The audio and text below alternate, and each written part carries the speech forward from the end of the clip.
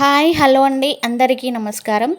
ఇప్పుడు మన కేంద్ర ప్రభుత్వం కేవైసీ అనే పథకాన్ని అమల్లోకి తీసుకొచ్చారు. అది ఎందుకు అనంటే మన రేషన్ కార్డులో ఉన్న బయోమెట్రిక్ ఆధార్ కార్డులో ఉన్న బయోమెట్రిక్ మనవేనా కాదా అని తెలుసుకోవడంతో పాటు దాంతోపాటు రేషన్ కార్డులో ఉన్న మెంబర్స్ అందరూ ఉన్నారా లేదా తరలిపోయారా అంటే రేషన్ కార్డులో కొంతమంది కుటుంబ సభ్యులు అంటే పెళ్ళై వెళ్ళిపోయిన ఆడపిల్లల పేరు మీద కానీ లేదా కుటుంబంలో చనిపోయిన వాళ్ళ పేరు మీద కానీ రేషన్ తీసుకుంటున్నారు.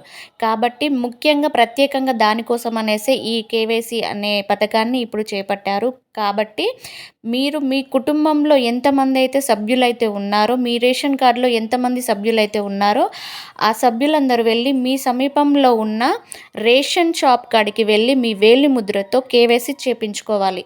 వేలిముద్రతో కేవైసీ పడని పెద్దవాళ్ళైతే ఎవరైతే ఉన్నారో వాళ్ళ కంటి పాపతో బయోమెట్రిక్ తీసుకొని వేసుకుంటున్నారు. కాబట్టి వేలిముద్రతో పడకపోయినా వాళ్ళ కంటి పాపతో బయోమెట్రిక్ తీసుకుంటున్నారు. కాబట్టి ఎటువంటి టెన్షన్ తీసుకోవాల్సిన అవసరం లేదు. అలాగే మీకు దగ్గరలో ఉన్న మీ సేవ కేంద్రానికి వెళ్ళి మీరు మీ కుటుంబ సభ్యులు అందరూ మీ ఆధార్ కార్డుకి ఫోన్ నెంబర్ని లింక్ చేయాల్సి ఉంటుంది.